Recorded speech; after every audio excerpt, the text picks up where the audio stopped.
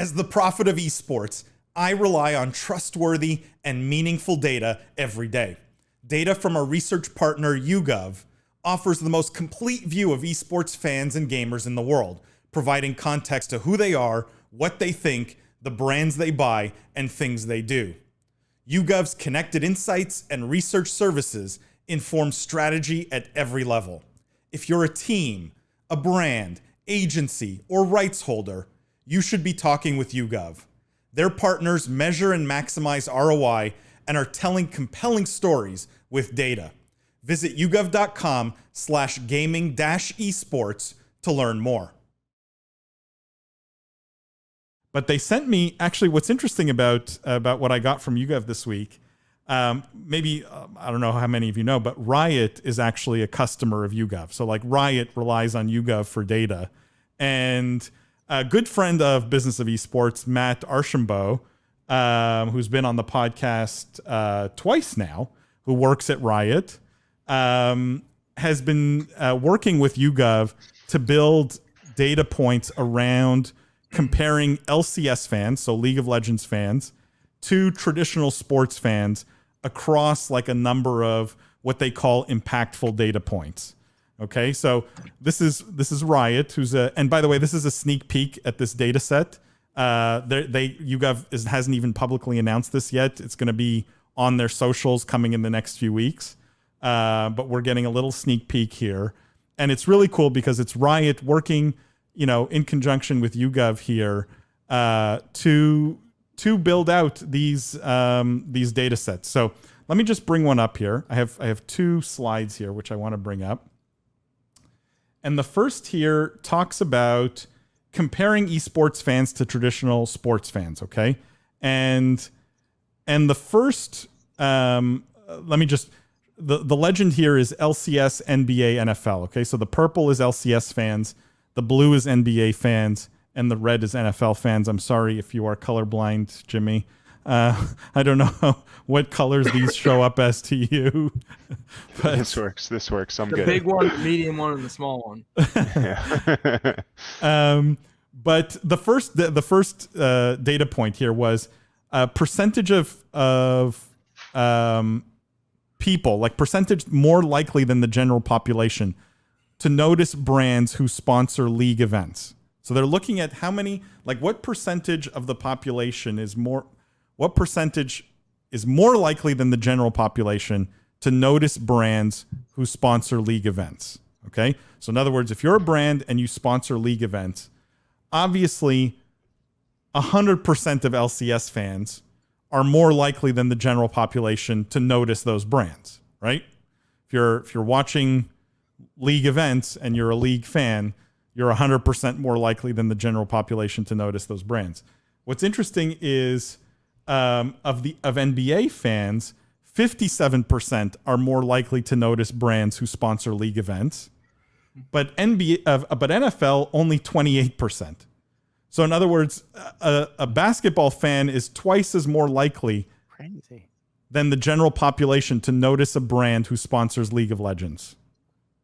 In other words, there's a much more direct correlation between NBA fans and LCS fans than NFL fans and LCS fans, which I think, I don't know if you guys have a theory on why that is, but LCS fans are 37% more likely than the general population to engage with ads that are tailored to them.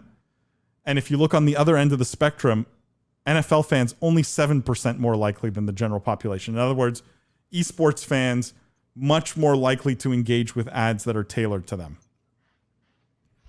If you look at how much they're willing, like what percentage is willing to pay more for luxury brands, esports fans 92% more likely than the general population to pay for luxury brands, to pay more for luxury brands. In other words, value that label, value that designer brand.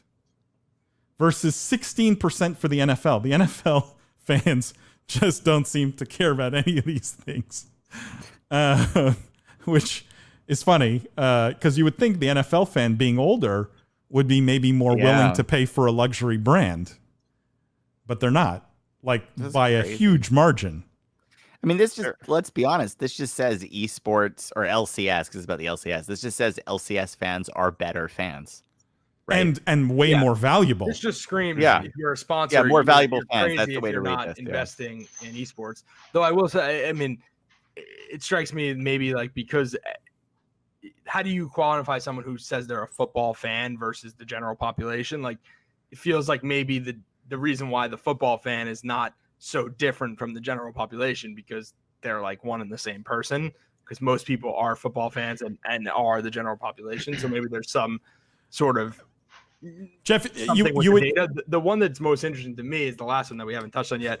Yeah, it's because it's very not what I would think. I mean, maybe it's something about League of Legends fans. I know they've done a lot of luxury brand, product sponsorship, but like you're telling me they're 83% more likely esports fans League of Legends fans are to think they're more fashionable. Like that's a narrative violation if I've heard one. Like, gamers are not geeks in the basement. No, but this is like, I think the myth of the esports fan, and particularly for competitive esports. Like, I truly think competitive esports fans like have more in common, and I'm trying to say this nicely, have more in common with like the stereotypical jock from an 80s movie. Like that's like my mental model. And like, do you think like the handsome quarterback from an 80s film considers himself more fashionable than most? Yes. Like, you know what I mean? Like it's not the right parallel exactly, but like, I really think we still carry this baggage of like, oh, these competitors, gamers, and like, it's just not true anymore. It's just like not true. I think this is, sorry, ahead, Paul, I think this is fantastic data, and it just reasserts two things from today. And one is like why all these orgs are getting into merch plays, right? Because they consider themselves to be fashionable, and the audience receives that. And two, ads in Oculus, they're people are going to notice them. It's you can't stop it. Like, I'm sorry. No, it's true. But and guys, like obviously YouGov is a sponsor of the podcast. They're tremendously supportive of what we do here, of the live stream, I should say. But like this to me is such a great proof point of data driving good business decisions, right? When you have good data, when Louis Vuitton sponsored League, some people looked at that and said, I don't get it. But when you have the data behind the decision like that, you go, well, this makes total sense, right? Like management at Louis Vuitton probably looked at this data, right? Riot is a customer of YouGov, so they get this data from YouGov, and I'm sure they pass it along to brands. And if you're Louis and you look at this, you go, this makes a lot of sense. This is why I want to put money into this, and why it makes way more sense to put money into this than into something like the NFL. Like, Jeff, your point was, not a bad one. There are always like confounding variables and things like that, but the difference is so stark, right? Like we're not talking about small differences here. This is way beyond any potential margin of error when you're talking 83% versus 7%, which I think is incredible. Angela asked a question. Hang on, let me just read some of these comments before I move on to I have one other slide like this. Christian says, I wonder what was on the flip side, what percentage less likely to? It's a good question, Christian. I know what I'm showing you today is just a tease. So like if you guys follow YouGov on all their socials, which I highly recommend, they have told me that they're going to be putting out this data on their socials because it really is quite enlightening for the esports industry as a whole. And I will tease, we are going to have Nicole Pike, who's the head of esports at YouGov, on the podcast coming soon, very, very soon. And so you guys will I think will enjoy that. Wade says, I can't pick up a Red Bull these days without thinking Red Bull Baron Rush. It's true. It's true. I mean, it's the connection is very strong when you're an esports fan. Angela says they've got game. They do. What is the age range of people surveyed? Angela, I'm not sure. If I can get that data for you, though. I can get it for you, in fact, on short notice. So I will message you directly if you are curious. But I have that. I just don't have it with me here. Let's look at the next slide, guys. The next slide is, again, this is all percentage more likely to shop every day than the general population. And here it's how frequently you shop online, right? How much online retail shopping you're doing, how frequently you're doing it. And if you look at an LCS fan, they're 300% more likely to shop every day online. That's crazy. Than Also, the general they could have made a population. bigger deal of that. They needed an axis break in there or something, guys. Like I gotta critique the graphic design because that is monstrous. Like that is a monstrous differential. What's interesting is you like an NFL or an NBA fan is still more likely to shop online, to shop every day online than the general population. But it's like it's not even close in terms of how much online retail shopping they're doing and how frequently they're doing it. Ramsey says, "There's your stat for the esports mall." But does that prove there should be an esports mall or not? Because it's online. It's true. It's all online. Twitter usage. An LCS fan is 89% more likely than the general population to use Twitter, compared to only 10%, for example, for an NFL fan. So much less engaged on Twitter. This is an interesting one. Clearly, we know we probably don't have a lot of NFL fans listening to the podcast because NFL fans are minus 1% more likely than they're less likely than the general population to listen to a podcast. Whereas LCS fan is 50% more likely than the general population to have listened to a podcast in the last week. So we should be targeting LCS fans for the Business of Esports podcast is what we should be doing. And then finally, the last one here is streaming services. Who uses a streaming service regularly, like at least weekly? An LCS fan, 95% use a streaming service at least weekly. These are pretty close. I would say these are probably even within margin of error within some. And so that one's an interesting one because it is quite close. Any thoughts on these guys? Anything that stands out to you? Conclusions? Yes? No? William, you're muted. I was going to say the takeaway here is it's much more digitally savvy audience. And again, it all goes to purchasing, right? It's like these guys are purchasing differently and presumptively they're purchasing better because it's much easier with a digital product to link to a digital sale than it is to be like, go into your local Target to find it. You know what I mean? Yeah. So, I mean, all this is just, honestly, though, these stats are just crazy. You know, whenever I see stats like this, I'm just like, you don't understand the esports consumer. You know, like you gotta drop your preconceptions because I suspect a lot of what's really going on here, and I don't mean this is actually a strength that YouGov raises. I don't mean it's a criticism. It's just like, this is saying this is the younger consumer and the new model of consumption. That's what's really being said here. This is like proving out that not only are esports fans, we know they're demographically younger, but they're behaving on trend with the younger generation, you know? And I think you're seeing that here in a really compelling way that makes, like, if I were a brand looking at this, I'd be like, yeah, the implication here is why would you look at these other things? Like, these guys spend more or easier to advertise to and advertise more natively. You know what I mean? Yep.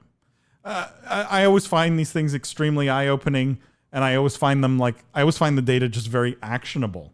Like, there's a lot here if you're a brand or if you're a team or if you're operating in this ecosystem, there's a lot here that's very actionable and it's not always obvious. It's not like, it's really not always just completely, oh yeah, that's just the common assumption. It's not. I mean, the luxury one, I think everyone here was surprised by how big the difference was there. And so I always find these interesting. Chris says, replace the three sports with Gen Z versus Millennial and Gen X. And yeah, this makes sense. I mean, age for sure plays a factor here, no question.